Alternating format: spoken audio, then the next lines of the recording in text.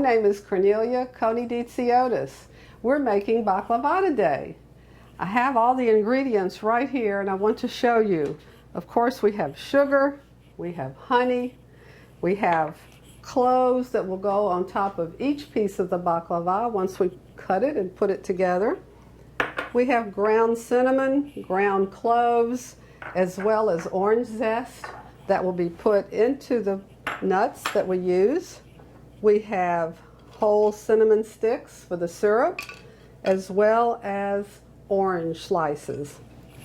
And of course, some freshly squeezed lemon juice. The nuts are ground, and some people use pecans, some people use walnuts. I like to use pecans. We have to clear the butter. We have that, and I'll show you how to do that in a minute. And we have the Filo, of course. Let's get started. Now we're going to make the syrup. And we make the syrup, I usually make it the night before because the syrup has to be cool, room temperature, before we put it on the hot baklava. If you put warm syrup on hot baklava, it'll come out soggy. So I have 2 cups of water in here. So I'm going to add 4 cups of sugar. 1, 2, 3, 4 cups of sugar. And usually the ratio is 2 to 1, twice as much sugar as water. I'm going to stir that.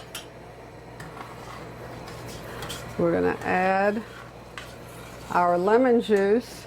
I never really measure lemon juice. I went ahead and put some in here to give you a kind of an idea. It's a little bit, I'd say about 1/3 of a cup or so. Not even 1/3 of a cup, excuse me.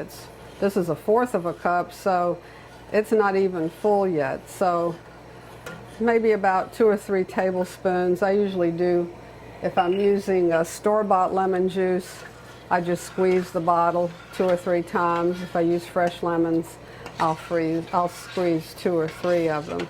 So I put that in there. I'll put the oranges, and they are delicious after they've been cooked with all of this.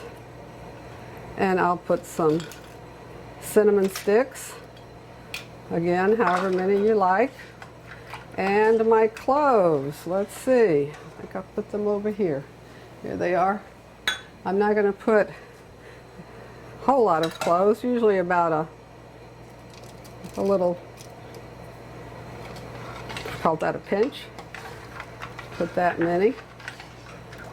That'll give it a good taste. So we stir this and let it boil, and you really want it thick because that's what helps make the baklava really crispy, is to have a thick syrup.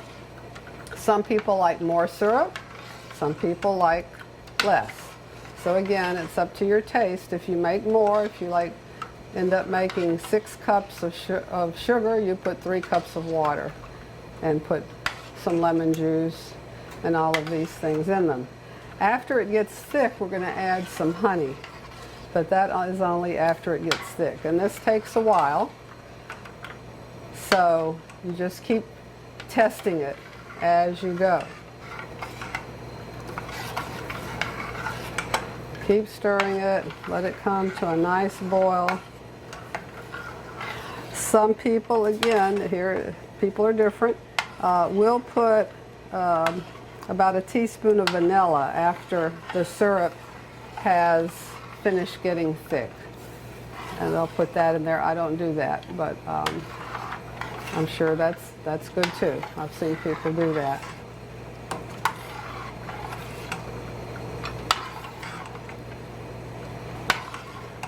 This is what takes a little time. I will show you when it's finished. When it does get nice and thick, I keep testing it. I'll pour a little bit here and I'll test it. Once it does get thick, I use a slotted spoon and take out all the cloves and cinnamon and the orange. And the orange is so good. It's like a candied orange after it's been cooked. So I'm going to let that boil for a little while now.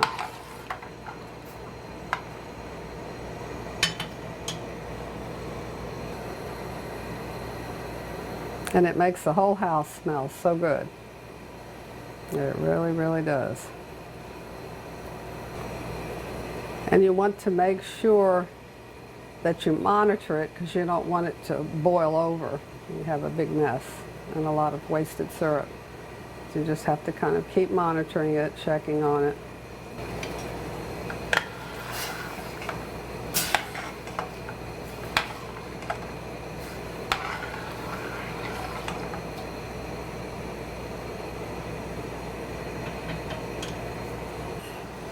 It's boiling good. A lot of times I judge like how far it's gone down. Like right now it's right here, and it's kind of watch when it goes down. You can tell for sure it's getting thick. As you can see, we're getting a lot of bubbles, and once you start seeing a lot of foam on top, you know it's starting to get thicker. And we'll take a little out here, put it here and let it cool a little bit. Because while it's hot, there's no way to tell if it's thick enough. And there's no certain amount of time. It just have to keep trying it.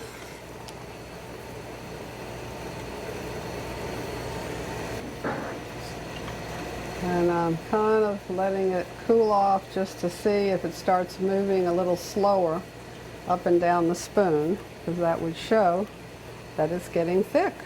It's good that some of these things can be done ahead of time. They don't have to all be done at one time. I generally make the syrup the night before or a few hours before just to make sure it is room temperature.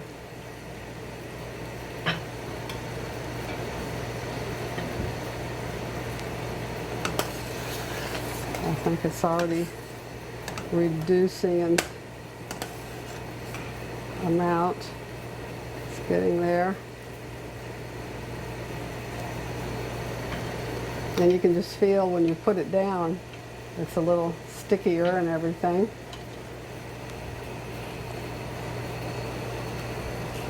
I'm going to run my honey through the microwave just to warm it up so it all pours out easily. So you can see that it's reducing now.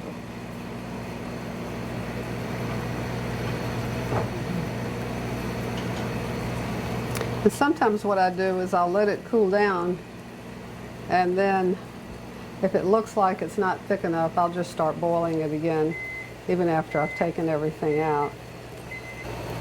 Those oranges are looking good. Sometimes I put lemon wedges in there too. Okay, we got a lot of bubbles going now. I'm going to go ahead and add the honey.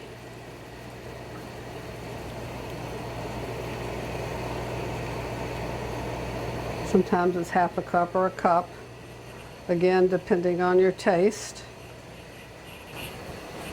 Okay, I think that is it. I'm going to turn that off.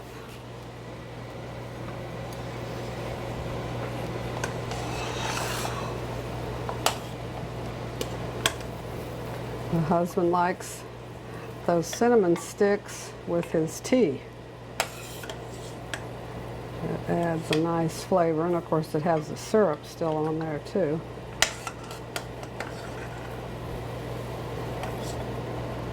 And after it cools down, I'll usually pick out the cloves.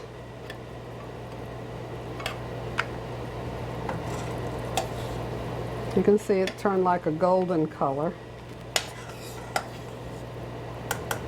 from the honey being in there.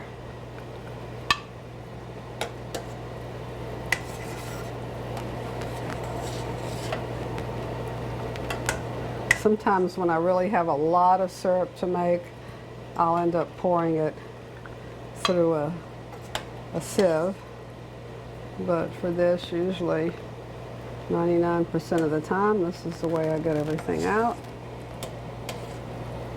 And then later on, when it's cooler, we can pick more out too.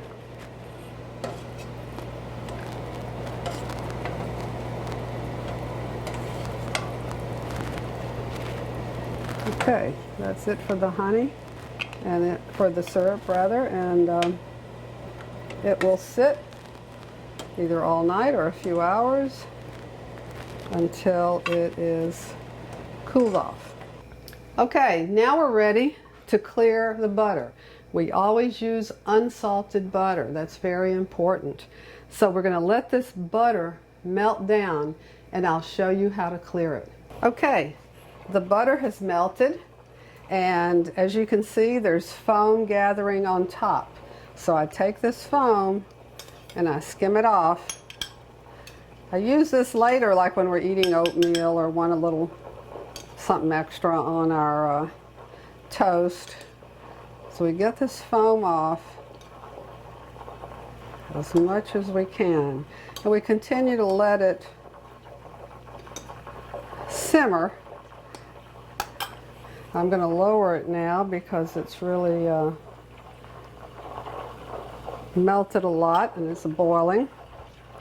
So we're going to let it, as you can see, the foam is coming on top. A lot of that is just other things that are in the butter that they put in the butter, and there is some water also at the bottom, and so we're going to let this simmer as much as we can and take this foam off, and then when we're able to pretty much see down to the end of the pot, then we know the butter is ready. And I found that using a small pot helps, because if you have something spread out, the foam spreads out, and it's just a little easier to manage this way. It doesn't take too long. Sometimes when you're skimming it, you do get some of the butter, but that's okay. You'll use it later in something else. When most of that foam is up, I try to just kind of scrape it from the side. And you don't ever get all the foam up, but try to get as much as you can.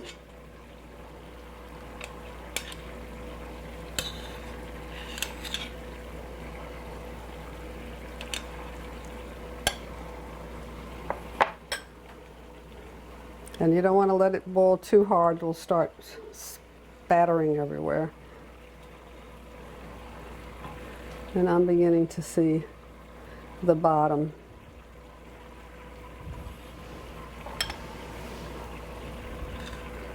It's looking clearer and clearer.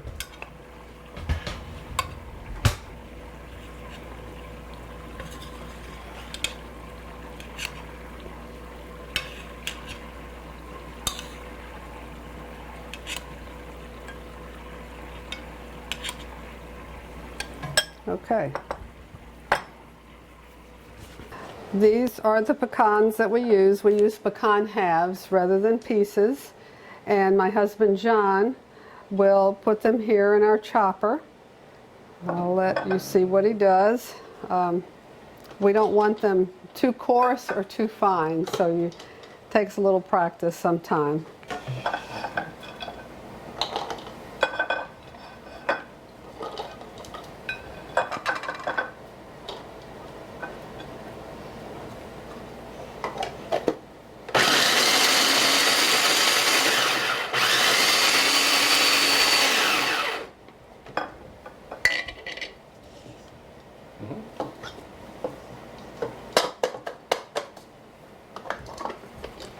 So that is the consistency that we use for this.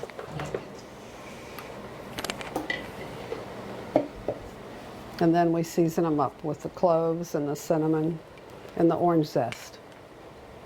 We're ready to season the pecans, and everybody has their own preference as to how much cinnamon, how many cloves, how much orange zest.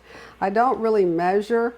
I just kind of go little by little and sprinkle some, And then I mix it up, and if it smells good, then that's when I stop. Put a little orange zest in here too. And I mix it. And you'll notice after you have ground the nuts up that every once in a while some large pieces show up. And that does happen, so you'll take those out as you work. I'm going to mix these up. We'll take a whiff. I'm going to put a little more cinnamon in and a little more cloves. And once again, this is your taste and how you like it. You'll experiment around with it. So I'm just mix that up real good. And I'm going to go and get that butter. Check it one more time and we'll be ready to start. Now see, some more came up here. I'll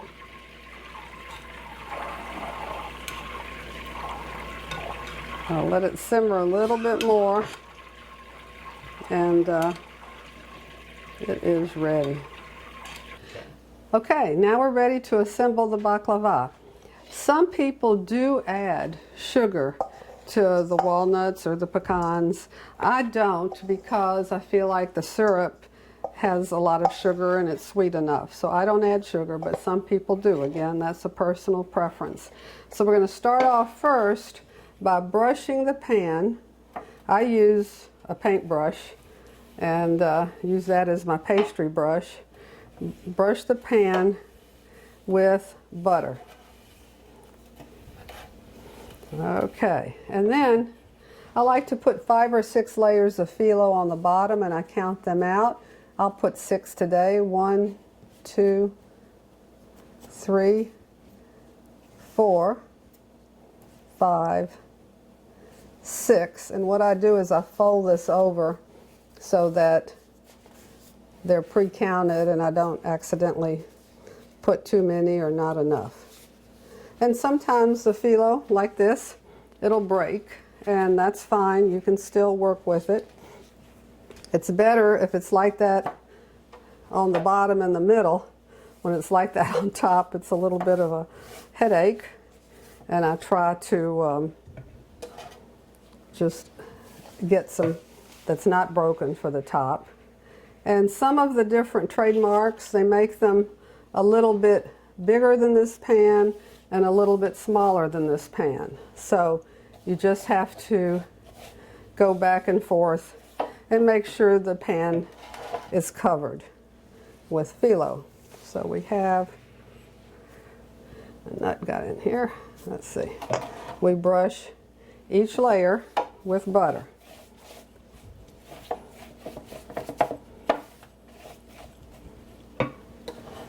And there we go. The phyllo's nice.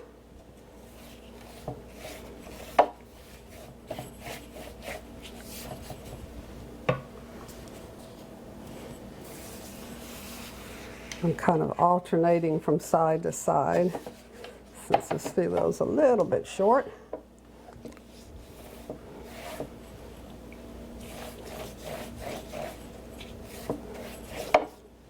And we're on the last layer. So the bottom layers are done. And I have some friends who put 10, 12 pieces on the bottom. It just depends what you like to do. All right, so then we put a cup of the nuts, and you kind of look to make sure that you pick out the big pieces that always come through. You just can't help that. And if you happen to see a shell somewhere too, usually you don't, but once in a while you'll catch that. So you spread that out. And then you're going to do 2 or 3 layers of phyllo. Again, personal preference. I'm going to do 3 today. Here we go. So we'll do 1.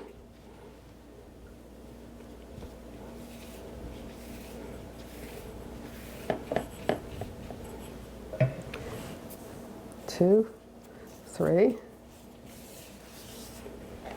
And then we just keep doing this till we run out of the nuts. And then we'll put about 10 or 12 pieces on top, but we just keep putting 2 or 3 layers between each layer of nuts until we run out of nuts.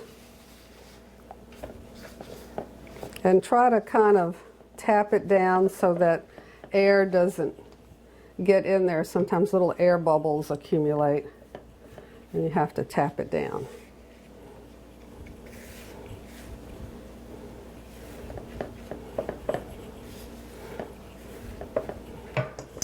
So another cup of nuts. Your oven should be set, now depending on your oven's accuracy, should be set at 350. So be sure and set your oven at 350 degrees and have that ready for the baklava to go in. It takes a little while, some time, for that to happen, because by the time you do all this and you cut the filo, sometimes we put it in the refrigerator for a few minutes and then cut it, and then sometimes we just cut it. But we'll get to that point in a little while.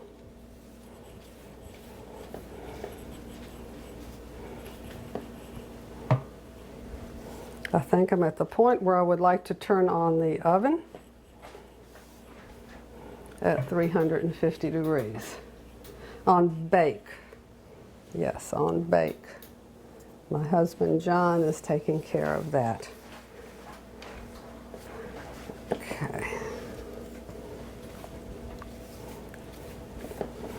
It's really an easy process.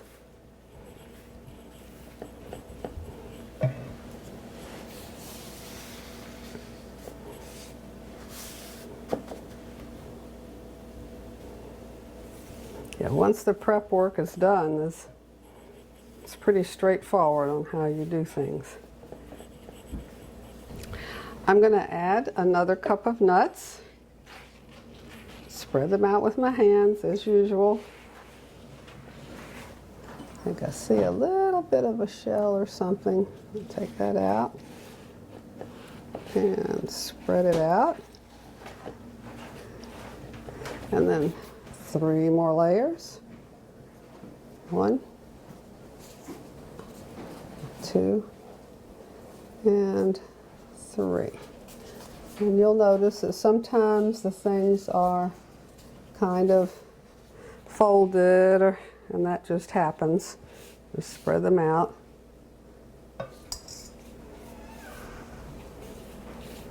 And then whatever butter you have left over, just save it, freeze it, and save it for another pan of baklava or something else that you want to use it for.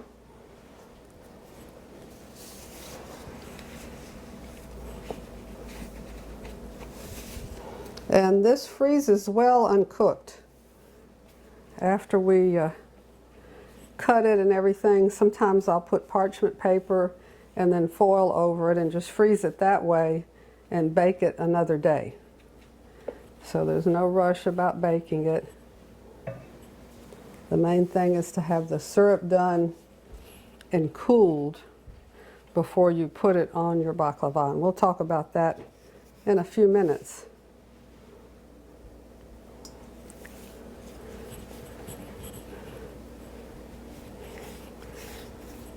And if you ever want to make larger pieces or higher baklava, you just increase everything accordingly.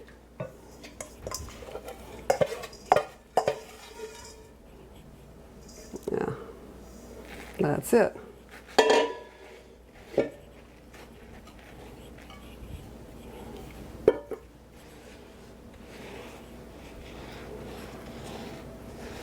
There's a nice big piece.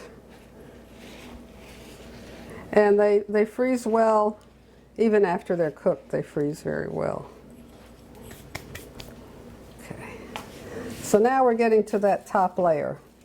And I think today I'll put 12 pieces. Let's see what I have here. 1, 2, sometimes they stick together. 3, 4, 5,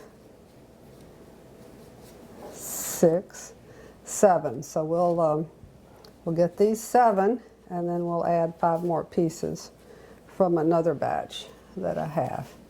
And of course we butter them in between each layer and try to get them to the edge.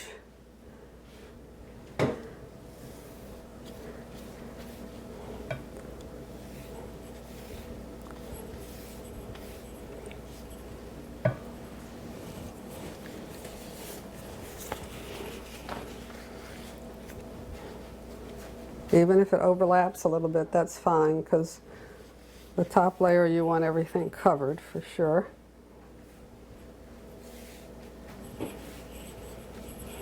And make sure you have butter on everything.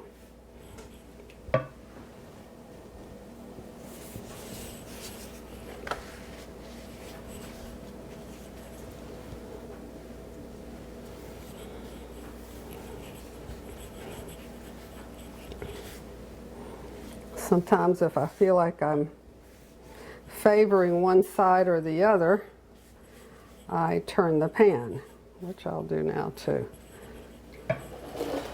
Just kind of turn the pan around.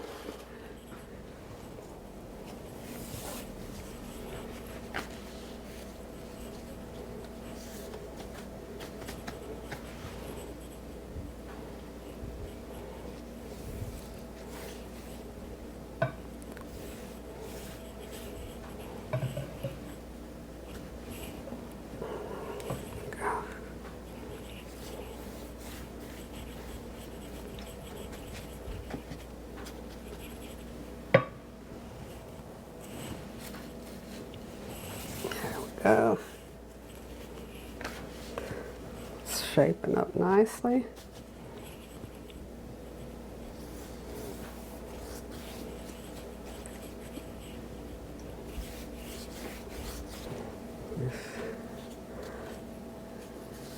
Never fails when you get to the top, you get a problem piece, but that happens. Alrighty.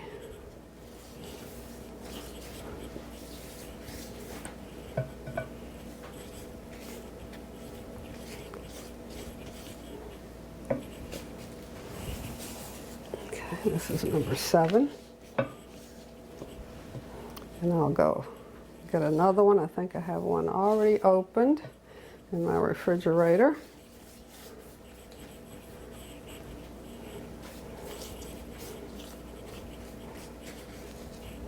Okay, I'll go get that one. Whoop. Looks like I missed a part. There we go.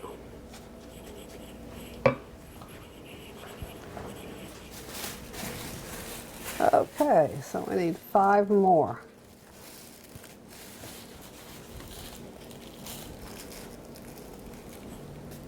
Once again, I count it out. 1, 2, 3, 4, 5.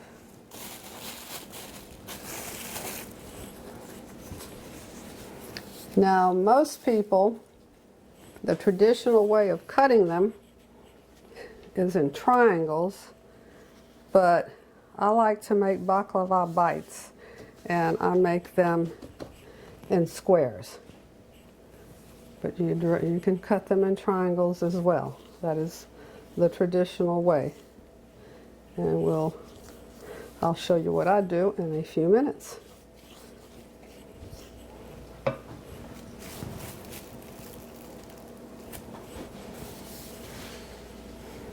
I'm glad these pieces are nice. Try to smooth them out.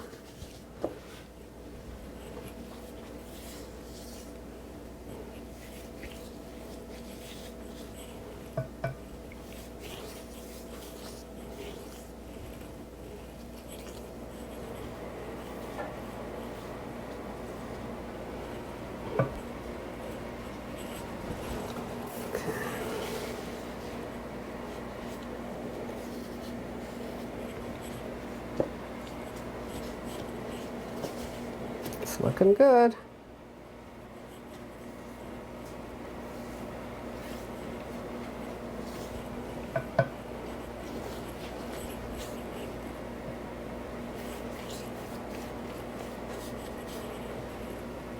I remember when I was little, a couple of ladies would wrinkle up the baklava on those lower layers rather than spreading them out. So it's just, I think it's where you're from in Greece, things like that.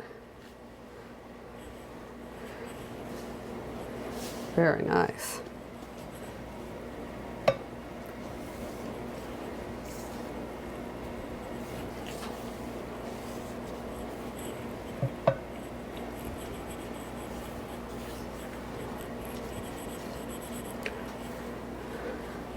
My husband's family is from Sparta, and my side of the family is from, my father's side is from Vitina, a little village up in the mountains in southern Greece, and my mother's side were Greeks from Constantinople.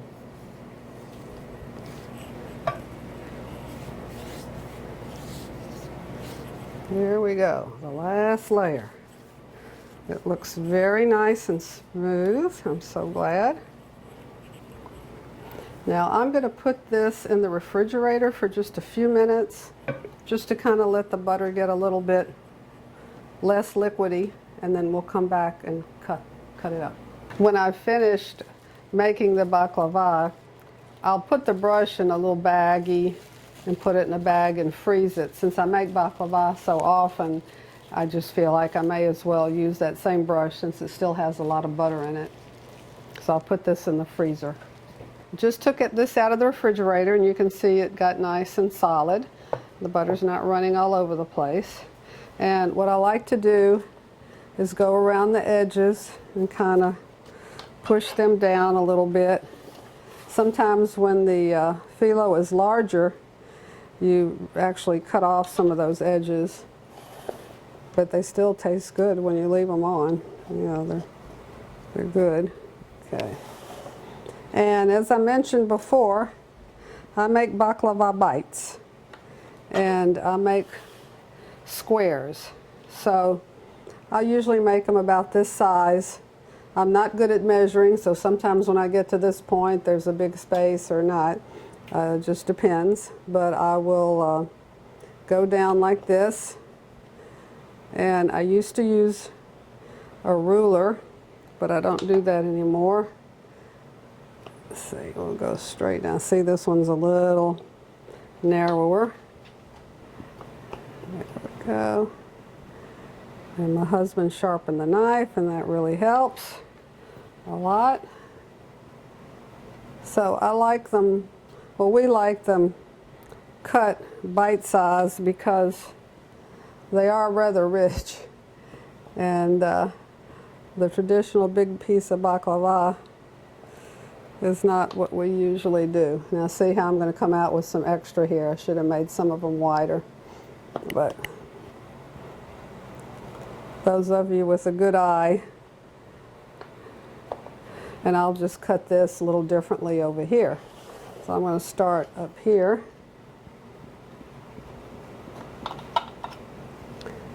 Start cutting like this. Sometimes you kind of have to.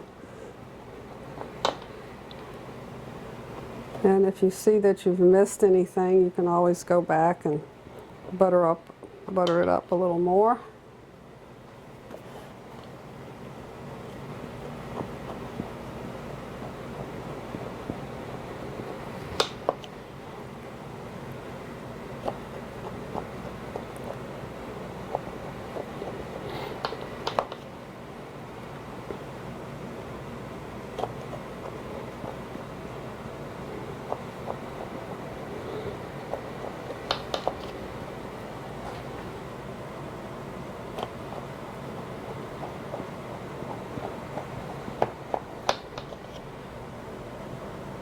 And like I say, if you have a good eye, or you're good at measuring,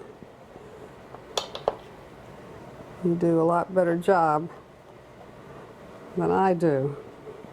But it came out pretty good. Okay, we got a few large ones right here. Okay, now the next step is to put the cloves in, and that's my husband's job. And let's see how many pieces we have here. We have 1, 2, 3, 4, 5, 6, 7, 2, 3, 4, 5, 6, 7, 8, 9. So 63 pieces in this pan, depending again on how large or small you cut them. Now if you do cut them in squares, you can always go this way with some of the larger ones and get the triangles out of them. Yeah.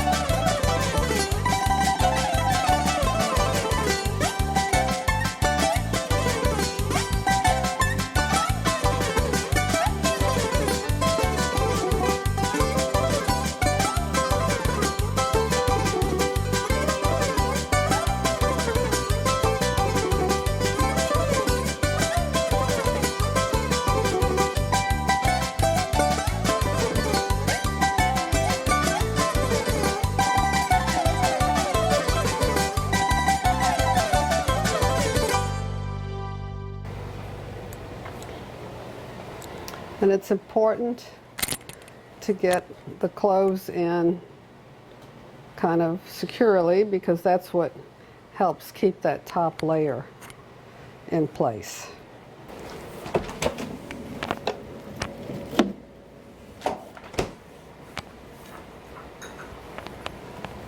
Okay, now it's ready to go in the oven. Okay, put it in at 350, and I will set my timer, and every 15 minutes or so I will turn the pan to make sure it browns evenly. I'll set my timer. So we'll keep turning it until it browns evenly, and then we'll bring it out of the oven and put the syrup, because we have syrup that's cooled down. Alrighty, it looks like it is ready. I have been turning it every 15 minutes. It's a beautiful color. Again, some people like it lighter, some people like it darker. And I put it on a cooler, like a cake cooler or cookie cooler, whatever you want to call this. And now I'm going to put syrup. Excuse me for reaching. Now this syrup was made the night before, so it's cooled off. And you can see the baklava has pulled away from the side of the pan too. That's another sign that it's cooked through and through. And what I do is I pour the syrup little by little. We don't always use all the syrup that we made. You just keep putting it on until it's all been absorbed. You've covered all the baklava. You can see how nice and thick the syrup is. It's kind of the consistency, I guess, of karo syrup, maybe. I haven't used karo syrup in a while, but I think it's about that consistency. And I forgot to turn my husband's phone off. Let me. Hi, Virginia. Oh. Now you can see how the syrup is covering the baklava.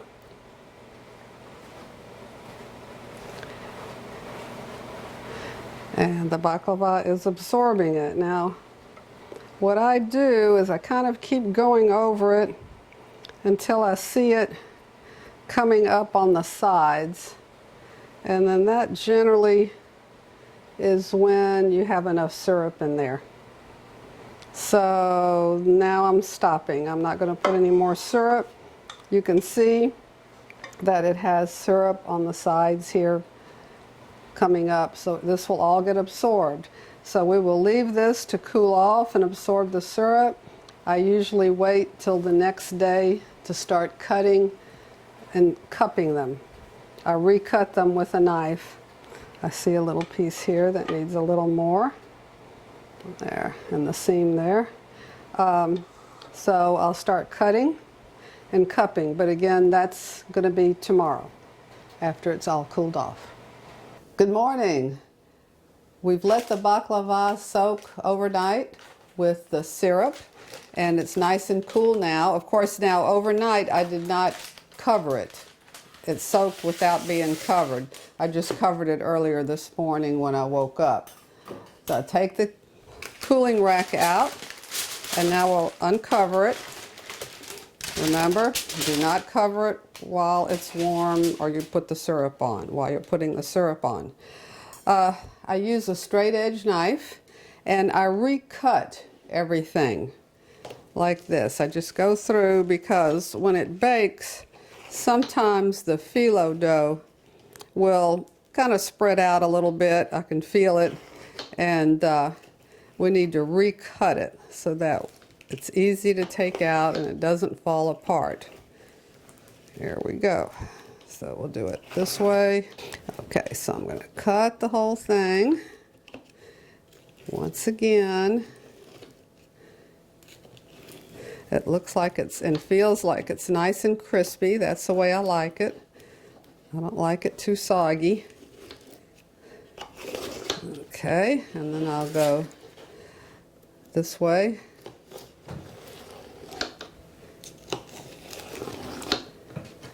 Get this part off here to the side, and this one too. Okay. It's very easy to do. So now it's all cut and we're in good shape. Now sometimes, as I mentioned before, some of the Filo is a little bit larger than the pan, and when that happens and I have a lot here, I just kind of cut it down the side, and it's still good to eat. Even though it's not a regular piece of baklava, it's still very good to eat. So now we have it all cut. Now the next step will be to start putting it in muffin cups. So we start out on the corner here. Put that like that. And sometimes we need to, I kind of didn't pick up all that Filo on that corner piece. I'm going to cut this a little bit more. I like to use a small spatula for these small pieces. because they just come out easier that way in my mind. So I do that. And then, okay, here's the part that I missed on this first piece, and I'll add that in there. Or you can just save it and have it later. And then I put my pieces here. Now I'm ready to serve them. And it works out very nicely in the muffin cups. Sometimes I freeze them in sections. I freeze these in two different ways. Often I freeze them already in muffin cups, and I put them like in a plastic container. Sometimes I just freeze them in sections, like I'll take a whole section out and I'll put it in some parchment paper and line it up and then fold it with some aluminum foil. Or I put them also in a plastic container. Whatever's takes up less room in your freezer, it works well. They freeze very well. When you're ready to serve them again, just uncover them, let them thaw out, and then you put them in muffin cups. And that's it. We have baklava. We're ready. Opa. To recap, the main thing is to get things ready ahead of time. Have the nuts ground and season them. Have them ready. You can have them the day before, or you could put them in the freezer. Have them ahead of time. The syrup definitely has to be done ahead of time and cooled down before you put it on the hot baklava. Clearing the butter, sometimes I do that ahead of time. Sometimes I just do it about 10-15 minutes before I'm ready to actually work with the baklava. When you do have your Filo out, make sure that you keep it covered until you're ready to use it, because it does dry out rather quickly. So it's really easy. The main things are just getting things ready, done ahead of time, and then you just put it together and bake it and put that syrup on and let it sit. It's been fun. Thank you very much. Okay, I'm going to try this little end piece of Filo and see, it feels very crispy. Delicious. Very good. Enjoy. I will.